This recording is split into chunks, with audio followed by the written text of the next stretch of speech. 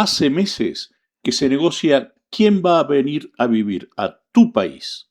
Meses. Y vos te enteraste el miércoles, de rebote, por un diario de Nueva York. El Parlamento, igual que vos. Te pongo en contexto porque esto es más simple de lo que parece. Estados Unidos deporta gente y sale a buscar países que se la reciban. Uruguay es uno de los que está conversando. Marco Rubio con Mario Lubetkin.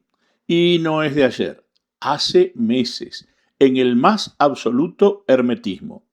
¿Quiénes vendrían?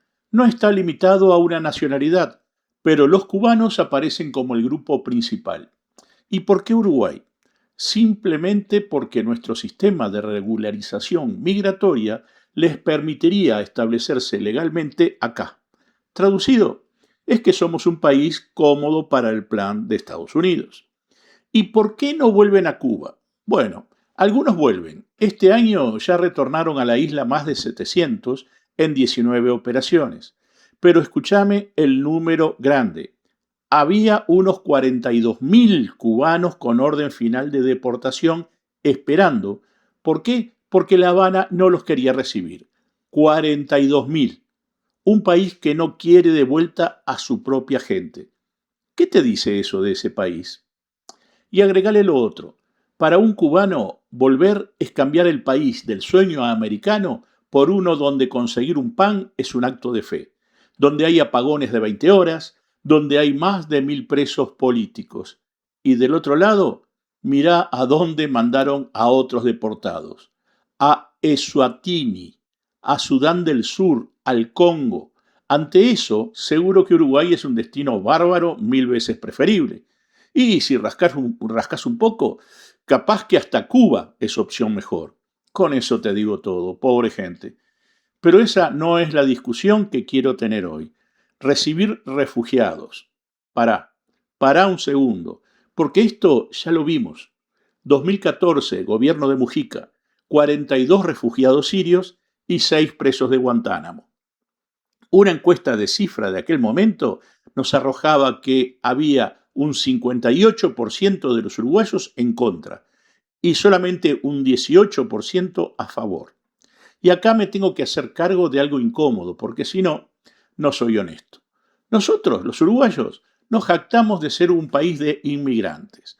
Lo decimos con orgullo en cada acto escolar y cuando salimos al exterior es de las primeras cosas que decimos, hasta con un falso dejo de superioridad moral. Pero cuando alguien de verdad quiere venir, lo miramos de reojo.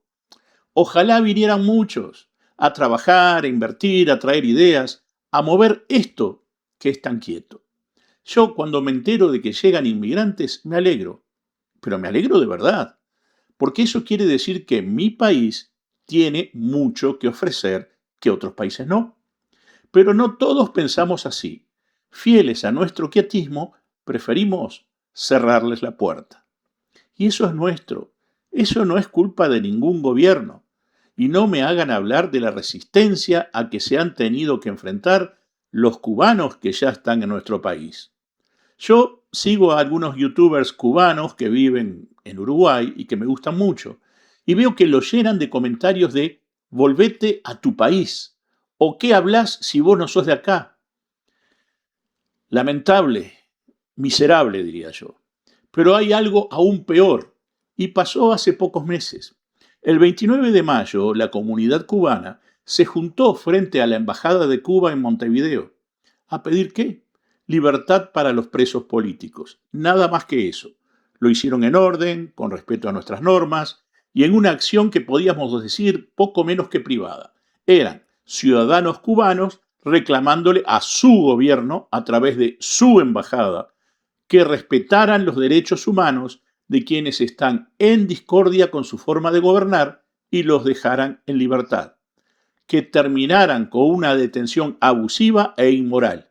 Un tema entre cubanos.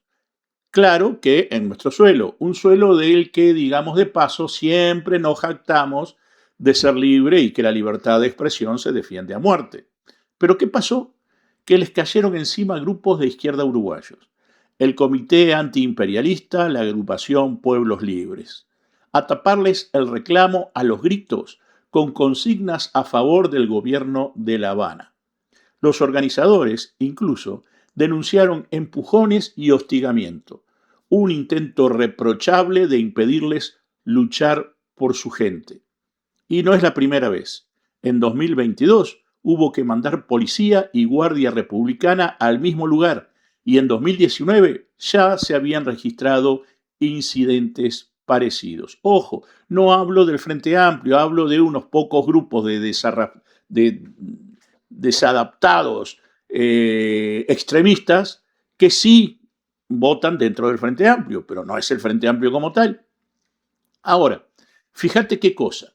Gente que se escapó de una isla parada en un país libre y no la dejan ni protestar por sus derechos, no a nuestro gobierno, sino al suyo. No me vengan entonces con el estúpido argumento de algún despistado que los acusó de injerencia. Defienden a Cuba con un fervor admirable.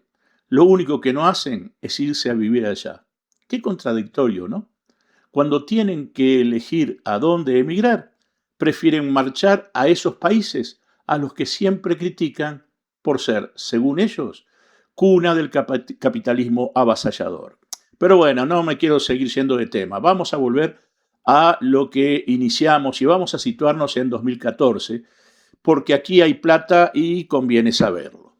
A las 5 familias sirias que llegaron al Uruguay refugiadas, se les dio vivienda y una mensualidad por 2 años según la cantidad de hijos menores. A los 6 de Guantánamo, un salario mínimo por cabeza, más el alquiler pagado. Y se les fue renovando año tras año. Años después, la Cancillería todavía prorrogaba el apoyo económico. Yo no digo que estuviera mal ayudarlos de ninguna manera. Digo que vos saques la cuenta. ¿Y cómo terminó aquello? Peleas internas, manifestaciones frente a la embajada norteamericana, una huelga de hambre, 2 denuncias por violencia doméstica, uno que intentó irse del país 2 veces con rostro súper reconocible y con muletas, lo que habla muy mal de nuestro servicio de inmigración. En septiembre de 2015, las familias sirias acamparon frente a la Torre Ejecutiva. ¿Para pedir qué? Para pedir que las dejaran irse. Y una familia entera se volvió a Siria. A Siria, ¿me escuchaste? A Siria, al infierno del que creíamos haberlos rescatado, diciendo que preferían irse allá porque en Uruguay no se podía vivir. Y el remate te lo da el propio Mujica. En 2016 calificó de abismal la conducta de los 6 y dijo que habían perjudicado los esfuerzos por reasentar a otros. Lo dijo el que los trajo. A mí aquello me olió a búsqueda de notoriedad, a vitrina internacional, y le salió mal. Ojo, es mi lectura y me hago cargo. Vos, si querés, hacé la tuya. Pero, ojo al piojo, no hace falta que me creas a mí. En mayo de 2015, el canciller Nick Noboa reconoció que en toda aquella operación hubo falta de previsión. Oís bien, falta de previsión, y lo dijo el canciller. O sea, admitió que fieles a nuestra tradición nacional, esto, como tantas otras cosas, se hizo a las patadas. Ahora seamos justos, que la honestidad intelectual, como digo siempre, es lo que separa una opinión seria, como pretendo que sea la mía, de un panfleto.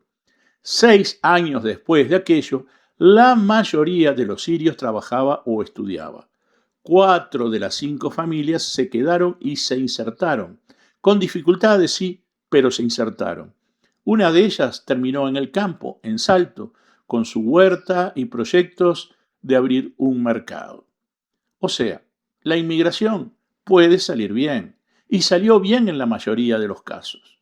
Segundo, esta gente de las que estamos hablando hoy, los deportados de Estados Unidos, no tiene a dónde ir. Entre Uruguay, con residencia legal, y una comunidad cubana ya instalada, y, por contraparte, Sudán del Sur, no hay con qué darle.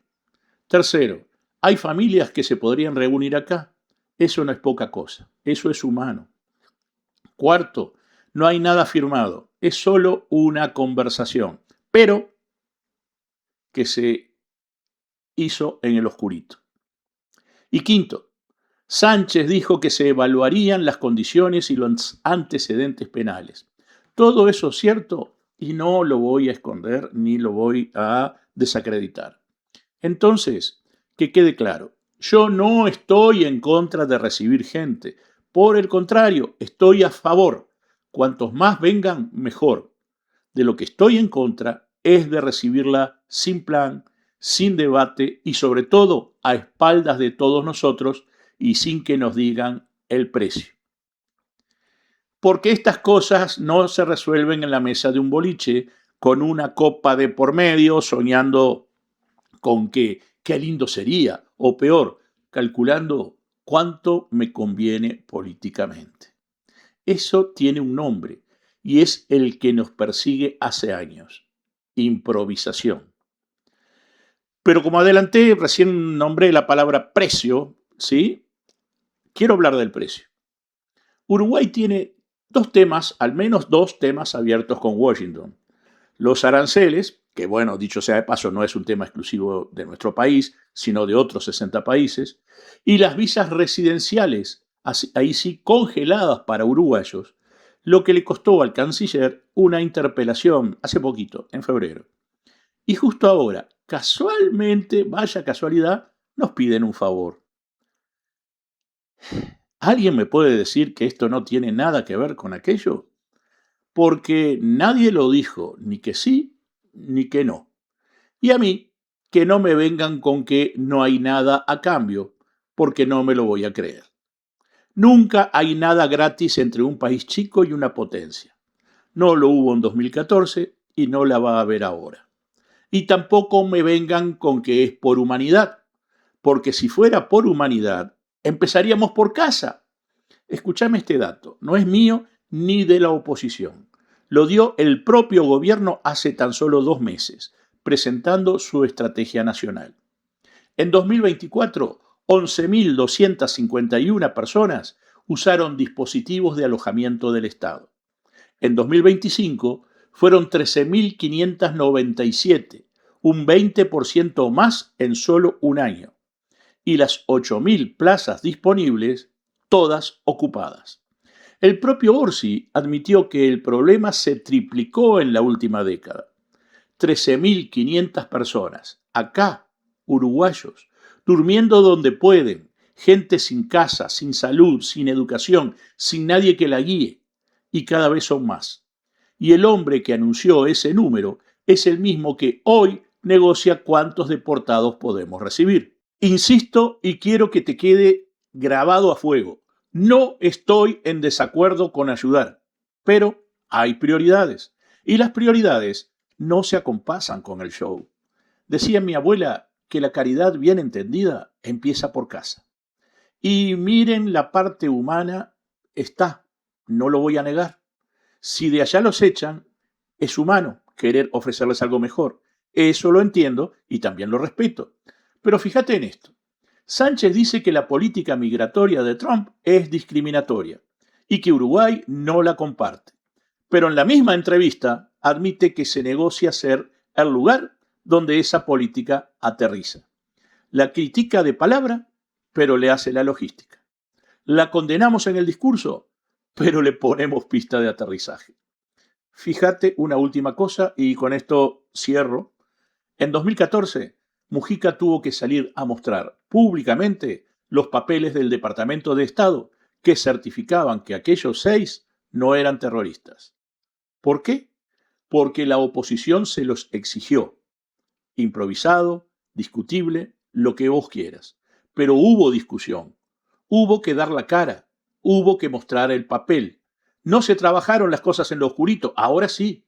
Ahora hay meses de conversaciones, 0 explicaciones y un diario extranjero que es el que nos avisa que se está negociando a nuestras espaldas. Un país chico no puede elegirlo todo, es cierto, eso lo entiendo. Pero puede elegir enterarse por lo menos y puede saber cuánto salió.